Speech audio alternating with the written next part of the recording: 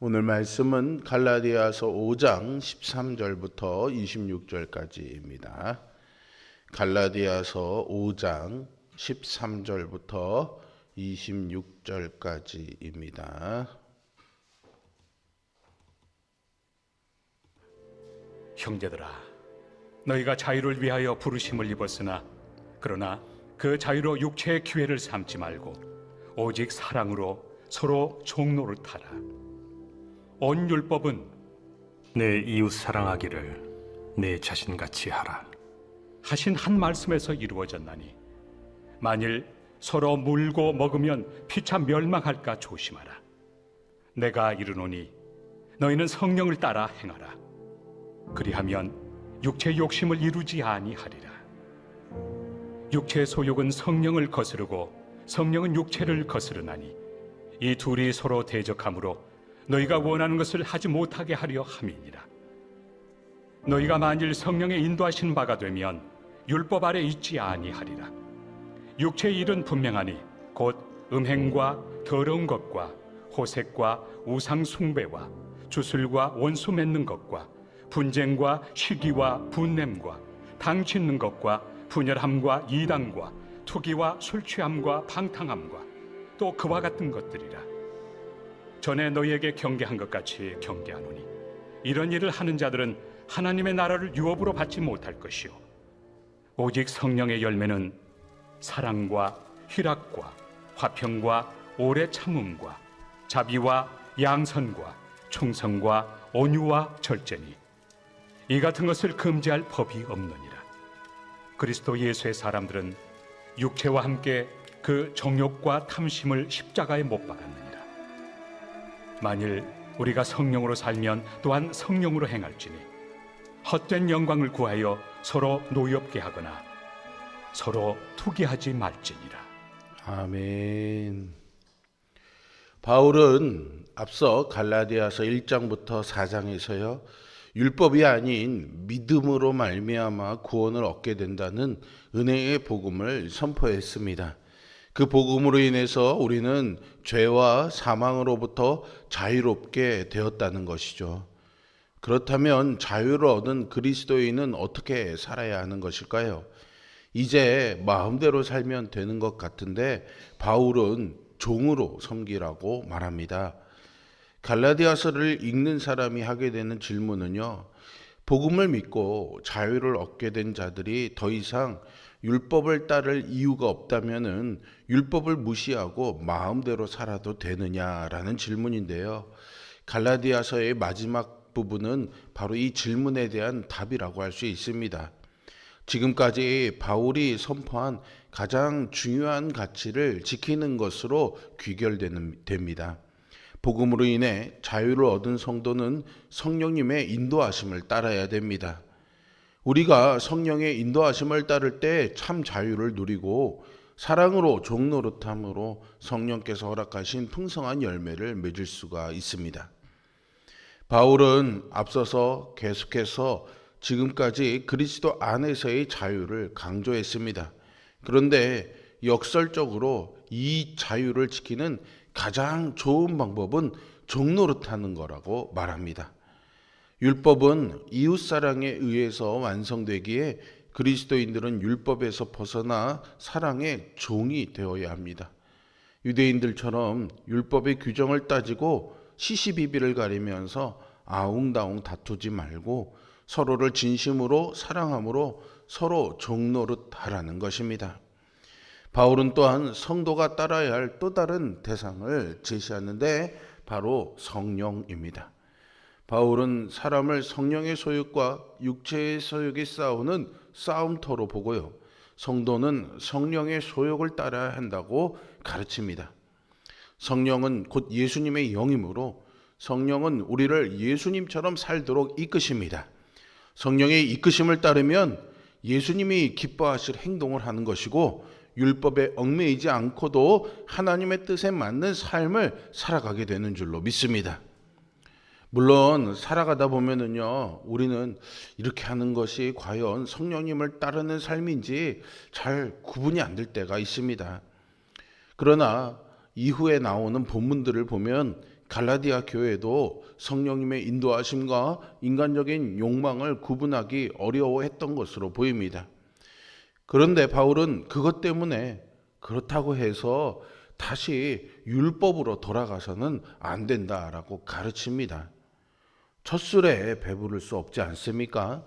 끊임없이 하나님의 인도하심을 구하면서 말씀에 나타난 주님의 뜻이 무엇인지를 알아가며 실수하더라도 우리에게 주어진 자유를 포기하지 않는 그런 삶을 선택하는 우리 모두가 될 수 있기를 바랍니다. 바울이 보기에 육체의 일, 그러니까 성령을 따르지 않는 일은 분명합니다. 율법의 내용을 충분히 숙지하지 않아도요, 죄악을 행하는 자들은 구원받을 자격이 없음이 명백하다는 말을 합니다. 바울은 육체의 일로 여러 죄악들을 열거해 나가는데 이름으로 인해서 육체의 죄악들이 무엇인지 그런 것들을 파악할 수 있게 해주고요. 22절부터는 우리가 잘 아는 성령의 9가지 열매를 열거함으로써 육체의 일과 대조해서 성령의 일이 무엇인지를 이해하게 합니다. 이를 통해서 굳이 율법의 각 조항들을 달달달달 외우지 않아도 무엇이 육체의 일이고 무엇이 성령의 열매인지를 구분할 수 있고요. 이를 구분하려고 이방인이 굳이 유대인이 되어야 할 필요는 없다고 말하는 것입니다. 또한 바울은 정욕과 탐심이 동기가 된 행위가 악하다는 사실은 예수 그리스도를 믿고 영접한 사람들이라면 잘 알고 있을 뿐만 아니라 이미 그것을 십자가에 못 박았다라고 24절에서 말합니다. 성령을 따라 행하도록 부름받은 그리스도인들이 할례와 율법을 따르게 되면 오히려 헛된 영광을 구하는 것이고요. 서로 노엽게 하거나 투기하게 될 것이다 라고 25절 26절에서 말하죠. 바울은 복음으로 말미암아 자유롭게 된 사람들이 모든 억압과 얽매임을 버렸다고 선포하고 있습니다. 누구나 육체의 일과 성령의 일을 구분할 수 있고 성령의 인도하심을 따라 살아갈 수 있습니다. 그러므로 그리스도인들은 모두가 형제들이며 그 안에는 어떠한 차별도 있을 수가 없는 것이죠. 성경은요, 성공을 경쟁이 가져다주는 결과물이라고 말하고 있지 않습니다. 아담을 한번 보십시오. 그는 하나님과 경쟁했습니다. 하나님이 되고자 했던 아담은 결국은 타락해서 죽음을 맞이하게 되죠. 사울은 심한 열등감 속에서 다윗과 경쟁했습니다. 그리고 스스로 몰락의 길을 걸었습니다. 제자들이 예수님의 좌우편에 앉으려고 서로 경쟁했던 결과는 무엇입니까? 예수님의 십자가 고난 앞에서 다 예수님을 버리고 도망친 것입니다. 왜 이들이 하나같이 실패했을까요? 이들은요, 경쟁에서 이겨서 조금 더 높은 자리, 조금 더 안정된 자리를 차지하고자 했던 것입니다. 그들은 높은 자리에서 안정을 찾으려 했던 것이죠. 높은 자리에서 영광을 얻으려 했던 것입니다. 그러나 그 자리는요, 주님을 의지하지 않는 자리입니다. 주님이 받을 영광을 가로채는 자리입니다. 율법에 매여서 종노릇하던 우리는 예수님 안에서 참된 자유를 얻었습니다. 그러나 사탄은 그리스도인의 자유를 욕망을 충족시키는 육체의 기회로 사용하라고 자꾸만 충동질합니다. 그러나 자유가 욕망을 충족시키는 데 쓰인다면은 그 자유는 육체에 매일 수밖에 없습니다. 그리스도인의 자유는요, 우리를 사랑하시는 예수님의 희생으로 주어졌습니다. 따라서 우리의 자유는 그리스도를 사랑하는 일에 쓰임 받아야 마땅합니다. 육체의 기회는 달콤해 보이지만 우리를 넘어뜨립니다. 주님 앞에서 다른 사람들을 밟고 올라가려 하지 말고요, 내려오시기를 바랍니다. 눈에 좀 미워 보이고 내 기준에는 맞지 않아 보여도 어떻게 저렇게 사는가라는 판단이 있더라도 주님이 그런 죄인인 나를 용서해 주시고 사랑해 주셨다라는 사실을 기억하면서 우리의 눈높이를 나의 눈높이가 아닌 주님의 눈높이에 맞추며 다른 사람들을 존중하고 사랑하는 자리에서는 우리 모두가 될 수 있기를 바랍니다. 주님이 우리를 자유롭게 하시고 선한 사역으로 부르셨습니다. 그 길은 바로 사랑으로 종노릇하는 일입니다. 섬김의 길입니다. 사랑의 종노릇은요, 이유를 따지지 않습니다. 내 자존심을 따지지 않습니다. 내 옳음을 내세우지 않습니다. 종노릇은 그저 상대방을 인정하고 존중하는 데서 시작합니다.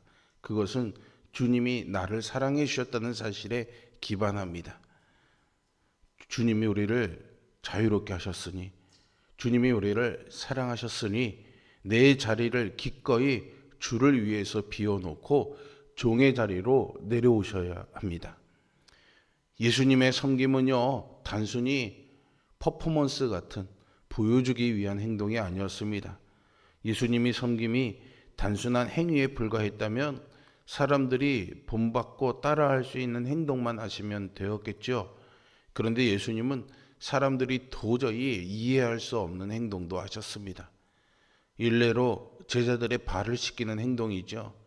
당시의 관습으로는 스승이 제자의 발을 씻기는 모습은 상상도 할 수 없는 일이었습니다. 그런데 예수님은 공생의 사역을 마무리하는 시점에서 제자들의 발을 씻겨주셨습니다. 그렇다면 이 행동은 아주 중요한 가르침을 보여주는 것이라 할 수 있겠죠. 예수님은 이를 통해 제자들이 자신들이 누구이며 또 어떻게 살아야 하는지를 깨닫기를 바라셨습니다. 그 핵심은 바로 섬김입니다. 예수님은 이 땅에 섬김을 받으려고 오신 것이 아니라 섬기려고 오셨기 때문이죠. 예수님은 당신이 메시아이심을 섬김을 통해서 드러내셨습니다. 그리고 그 섬김을 제자들을 사랑하시는 가장 강력한 모습으로 드러내셨습니다.